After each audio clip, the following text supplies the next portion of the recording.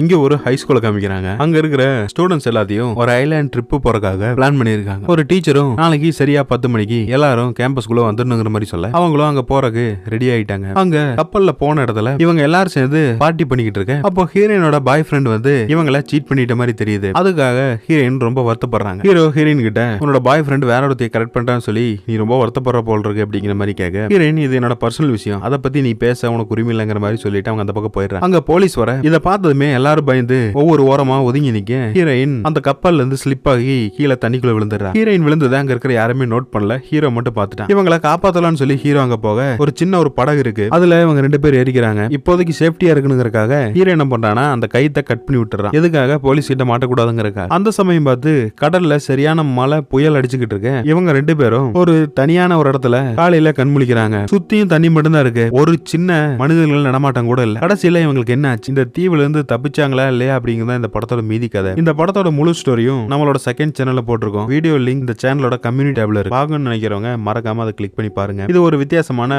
Adventurous movie.